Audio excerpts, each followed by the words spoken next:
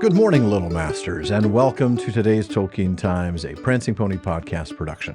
I'm the Man of the West. Thank you for joining me for First Age Friday. Today we continue our reading of one of the great tales of the First Age, the story of Tuor and his coming to Gondolin. Last week, Tuor encountered the mighty Ulmo and heard his message. Today we wrap up their chat and follow Tuor until he meets a new friend.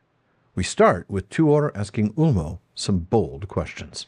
"Then shall Turgon not stand against Morgoth, as all the Eldar yet hope," said Tuor. "And what wouldst thou of me, lord, if I come now to Turgon? For though I am indeed willing to do as my father, and stand by that king in his need, yet of little avail shall I be, a mortal man alone, among so many and so valiant of the high folk of the West."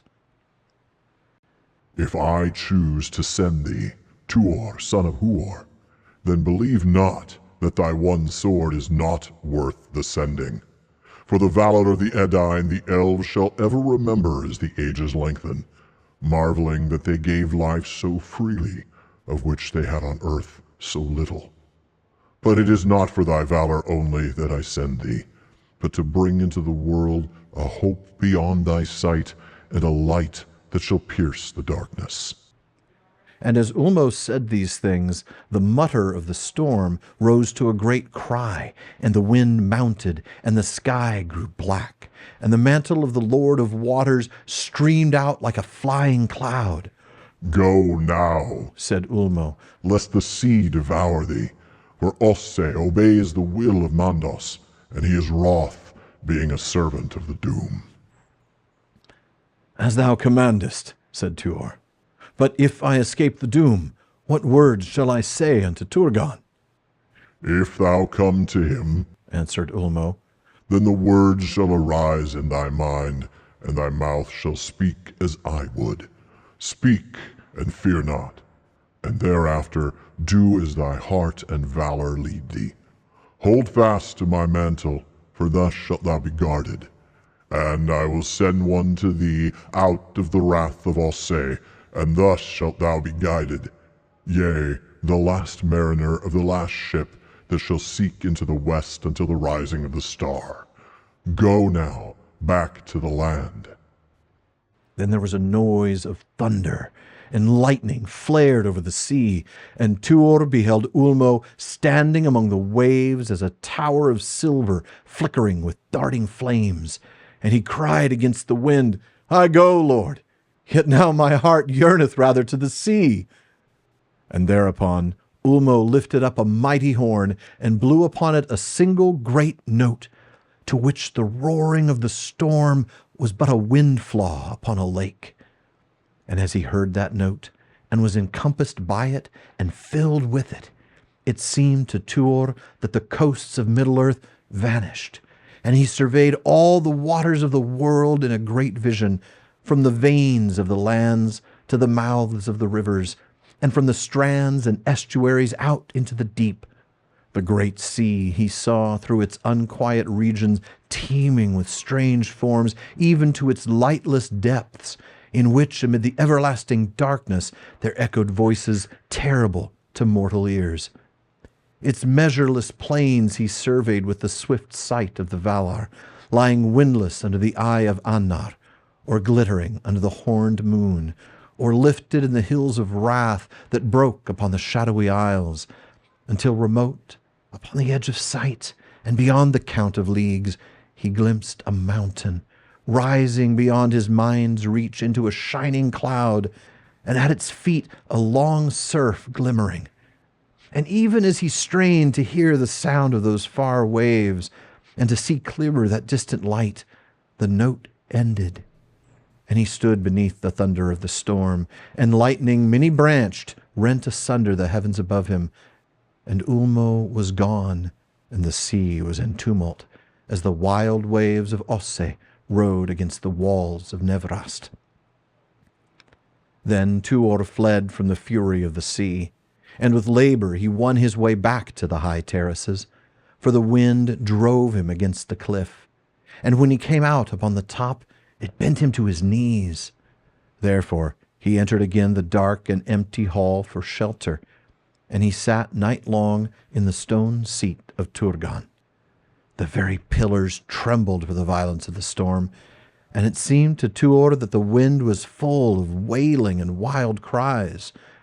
Yet, being weary, he slept at times, and his sleep was troubled with many dreams, of which naught remained in waking memory, save one, a vision of an isle, and in the midst of it was a steep mountain, and behind it the sun went down, and shadows sprang into the sky, but above it there shone a single dazzling star.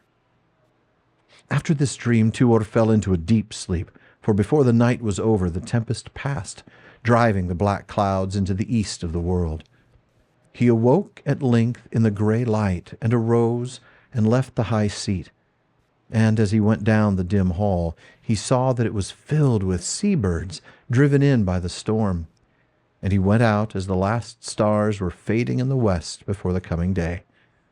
Then he saw that the great waves in the night had ridden high upon the land, and had cast their crests above the cliff tops, and weed and shingle drift were flung even upon the terraces before the doors. And Tuor looked down from the lowest terrace, and saw, leaning against its wall among the stones and the sea-wrack, an elf, clad in a great cloak sodden with the sea.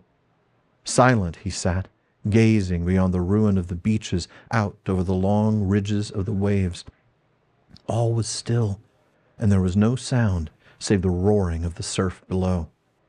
As Tuor stood and looked at the silent grey figure, he remembered the words of Ulmo, and a name untaught came to his lips, and he called aloud, "Welcome, Voronway!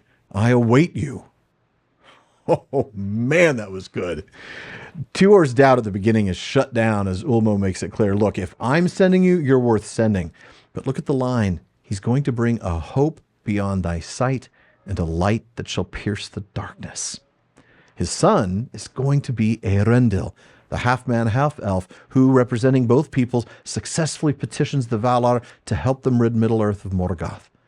And even in the Third Age, thousands of years from this moment, that very same light that shall pierce the darkness that Ulmo mentions is captured in Galadriel's file and serves Frodo and Sam on their quests. Man, all the threads come together. Now, next we get a reminder of Ulmo's role as a bit of a rebel when it comes to the plan, as we're reminded that Osse, who actually works for Ulmo, is angry because he is a servant of the Doom. And then we get the Ulumuri, unnamed here, and that's too bad because it's a wonderful name. That's the mighty horns of Ulmo. It gives Tuor a vision of Taniquetil in Valinor. That's the mountain rising beyond his mind's reach into a shining cloud. But later he sees another mountain, this time in a dream, a vision of an isle, and in the midst of it was a steep mountain. Behind it the sun went down. Above it there shone a single dazzling star. You don't need me to tell you that that single star is his son, carrying a Silmaril on his brow, leading the Edain to Númenor, and that's the island, with the steep mountain being the Meneltarma. We end with Tuor watching Voronway sort of stagger his way out of the sea, and as a reminder, in the Silmarillion, we read that after the Nirnaeth, Turgon had Círdan build 7 fast ships sailing into the west, quote, but no tidings of them came ever back to Valar, save of one and the last. The mariners of that ship toiled long in the sea, and returning at last in despair, they foundered in a great storm within sight of the coasts of Middle-earth. But one of them was saved by Ulmo from the wrath of Osse, and the waves bore him up and cast him ashore in Nevrast. His name was Voronway, and he was one of those that Turgon sent forth as messengers from Gondolin. Well, folks, that is it for today's First Age Friday. We'll be going back to Fandom Fridays again eventually, so if you know anybody who should join me here for a future Fandom Friday, just email Barliman at theprancingponypodcast.com. Please visit patreon.com/TolkienTimes to learn how you can support the show, get an ad-free feed, a monthly hangout with me, bonus weekly episode, and more. And then join me again tomorrow on today's Tolkien Times as we wrap up this week with Silmarillion Saturday. Podcast listeners, be sure to subscribe to the show in your podcast apps. For those on YouTube, subscribe to the channel to get all of the PPP productions, including my new streaming project, The PPP Plays. And be sure you're following at Prancing Pony Pod on your social media. And finally, as Faramir says, go with the goodwill of all good men.